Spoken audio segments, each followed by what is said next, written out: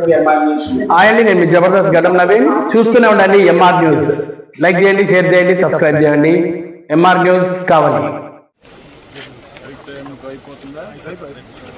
ఇప్పుడు power project మీరు hill కొడుతున్నారు కదా, మాకు కూడా ఆరణాలు పడ్డాయి. మంచిగా సంతోషంగా ఉన్నాం సారు. రోడ్లు మెయిన్ సీసీ రోడ్లు పోసారు మంచిగా. ఇంటింటికి కూడా పైపులని అన్ని తార్ రోడ్లు కూడా మంచిగా పోసుకుంటూ వస్తున్నారు సార్. ఇన్ని సంవత్సరాలు కూడా 5 సంవత్సరాలు కూడా మేము ఆ గోతులల్లా చాలా ఇబ్బంది పడ్డాం సార్. అసలు ఏమి కూడా లేదు. ఇప్పుడు సీసీ రోడ్లు పోసుకుంటూ వస్తున్నారు. మంచిగా ఆర్ఆర్ ప్యాకేజ్ పడ్డది అనుకూలంగా. మేమందరం కూడా సంతోషంగా ఉన్నాము. మన ప్రభుత్వం వచ్చిందన్న ధైర్యంతో అసలు మేమైతే ఎంత ఉత్సాహంగా ఉన్నామంటే సార్ అసలు మామూలుగా లేము సార్. ఇన్ని సంవత్సరాలు కూడా మేము ఒక మహిళలయ్యి ఒక డోగ్రా సభ్యులు అయ్యి ఎంతో ఇబ్బంది పడి సార్ అసలు మేము మా కష్టాలు ఎవరికి చెప్పుకున్నా కూడా పట్టించుకునే వాళ్ళు కాదు. ఇప్పుడు మన కష్టాలు తీరవటానికి మన ఇంటి ముందే ఉన్నట్టు అనిపిస్తుంది సార్ మాకు. మీరు వచ్చిన కాడ నుంచి అసలు ఎంతో ఉత్సాహంగా ఉంది సార్ మాకైతే. అలాగే మాకు గోదావరి వచ్చినాక కూడా 5 రోజులు పోయిన గతం ప్రభుత్వం ఉన్నప్పుడు 5 రోజులు ఉన్నాం సార్. ఎంతో ఇబ్బంది పడ్డాం. ఇంత లోతు బురదలో కూడా ఉన్నాం సార్. అసలు మేము మమ్మల్ని పట్టించుకున్న ప్రభుత్వం లేదు. మన ప్రభుత్వం వచ్చిన కాడ నుంచి కూడా మంచిగా ఎవరైనా కూడా మనోళ్ళు మన మహిళలు మనోళ్ళు ఒక కుటుంబంలాగా మమ్మల్ని అందరినీ ఆదుకుంటున్నారు సార్. మాకెంతో సంతోషంగా ఉంది సార్. ఎప్పుడు మీరు రావాలని మేము కోరుకుంటున్నాం సార్. అంతకు ముందు కూడా మేము మీకోసం కూడా అంతకుసేపు అంత ప్రభుత్వం ఉన్నప్పుడు ఆడవాళ్ళని ఏడిపించిన మహిళల్ని ఏడిపించినా కూడా మాకు ఇప్పుడు ధైర్యంగా వచ్చింది సార్. మీరున్నారన్న ధైర్యం మేము ఎవరికి కూడా దడవం సార్. ముందుకెళ్తాం సార్. వాళ్ళు బటన్ నొక్కి చూపెట్టారు సార్. మేము మహిళలు బటన్ నొక్కి చూపెట్టాం సార్. ఆయనకే చేత అవుద్ది అనుకున్నారు సార్. మేము చూపెట్టాం సార్. అలాగే మా కుగునూరు మండల అధ్యక్షుడు కూడా మంచిగా గోదావరి వచ్చినప్పుడు కూడా పేదోళ్ళకి భోజనాలు వండి పెట్టారు సార్. మాకైతే ఎంతో ఉత్సాహంగా ఉంది సార్. మాకు అసలు ఎమ్మెల్యే గారు వచ్చారు సార్. శ్రీబాలరాజు గారు గాని ఇంటింటికి కూడా తిరిగి చెప్పారు. అలాగే బొరగన్ సింగ్ గారు వచ్చారు ఇంటింటికి. అసలు మన ప్రభుత్వం లేనప్పుడు కూడా వాళ్ళు ప్రభుత్వం ఉన్నప్పుడు ఎవరు చెప్పలేదు సార్. అప్పుడు కూడా మన వాళ్ళే వచ్చారు సార్. ఇప్పుడుకైనా మన వాళ్ళే ఉన్నారన్న మాకు ధైర్యంతో మేము ఎవరికి కూడా దడవం సార్. త్యాగాలు చేసి భూమి అంతా కూడా పోలవరానికి ఇచ్చారు. ఇచ్చి ఈ రోజు మీరు చూస్తే చాలా ఇబ్బందులు పడ్డారు.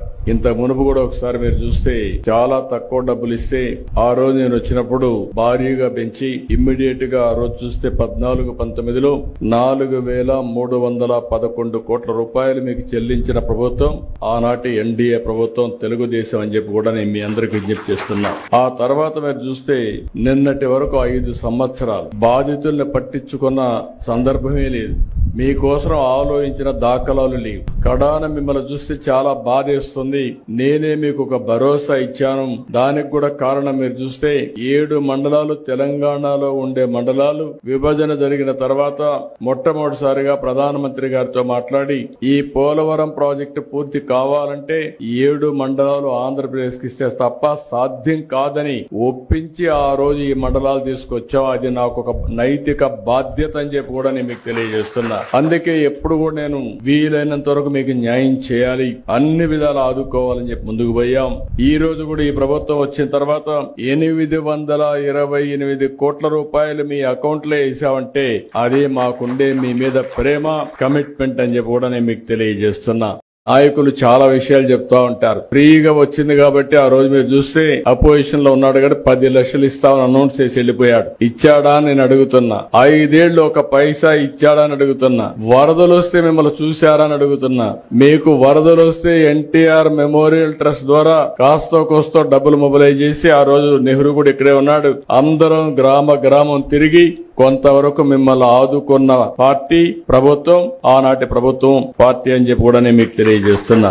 అయితే రేపు మళ్ళా వచ్చి మీకు చెప్పొచ్చు ఏదో చేసేస్తానని. ఏమీ చేసేటివి ఉండవు. వీళ్ళకి అధికారం తప్ప మీకు అన్యాయం చేస్తే ఒక యాంగిల్ చేశాడు. పోలవరాన్ని ఏం చేశాడో మీరు చూశారు. ఎప్పుడో పూర్తి అయిపోయి ఉండాలి. ఆ రోజు తెలుగుదేశం ప్రభుత్వం కంటిన్యూ అయి ఉంటే 2020కి పోలవరం ప్రాజెక్టు పూర్తయి మీ అందరికీ పునరావాసం కూడా ఇచ్చి మీరు కూడా ఇప్పటికి సెటిల్ అయ్యేవారు. ఈ రోజు అవన్నీ కూడా పూర్తిగా దెబ్బతినే పరిస్థితి వచ్చింది. పోలవరం కూడా ఖర్చులు పెరిగిపోయినాయి. డయాఫామ్ వాల్ మీరు చూస్తే దగ్గర 400 కోట్ల రూపాయలతో డయాఫామ్ వాల్ కడితే అది ఈ రోజు మొత్తం మునిగిపోయి కొట్టుకొని పోయి మొత్తం పాడైపోయి ఇప్పుడు 990 కోట్ల రూపాయలు ఖర్చు పెట్టే పరిస్థితికి వచ్చాం. అదనంగా ఇంకొక డయాఫామ్ వాల్ కడుతున్నాం. కనీసం ఈ డబ్బులు అనేది ప్రభుత్వం అంటే ప్రజాధనం ఎక్కడి నుంచో రాదు. ప్రజలు పన్నులు కడతారు. ప్రభుత్వం సమర్థవంతంగా ఎక్కడికక్కడ విషయాలన్నీ పరిష్కారం చేసుకుంటూ చేసుకుంటూ ముందుకు పోతాం. ఏ ఒక్క పైసా మేము ఖర్చు పెట్టినా అది మీకు చెందాలి. మీ డబ్బులు ప్రజల సొత్తు, మళ్ళా ప్రజల కోసమే ఖర్చు పెట్టాలి తప్ప దుర్వినియోగం చేసే హక్కు ఎవరికీ లేదని కూడా విజ్ఞప్తి చేస్తున్నా. అందుకే ఈ రోజు ఒక సిస్టమేటిక్ గా మీరు చూస్తే ఎప్పుడైనా పోలవరం ప్రాజెక్టు కడితే 5 సంవత్సరాలు ఆ ముఖ్యమంత్రి ఎప్పుడన్నా కనపడ్డా అంటే రాకపోతే ఏ విధంగా అవుతాయని అడుగుతున్నాను. నేనైతే 5 సంవత్సరాల్లో 33 సార్లు వచ్చా. సోమవారాన్ని పోలవరం చేసుకున్నాను. ప్రాజెక్టు పూర్తి కావాలి, దీనివల్ల రాష్ట్రం లాభం పొందాలి, నష్టపోయిన రైతాంగానికి పునరావాసం కూడా కల్పించాలి, పేదవాళ్లకు పునరావాసం కల్పించాలనే ఉద్దేశంతోనే R&R ప్యాకేజీ గాని ఇవన్నీ ఆ రోజు తీసుకొని ముందుకు పోయాం.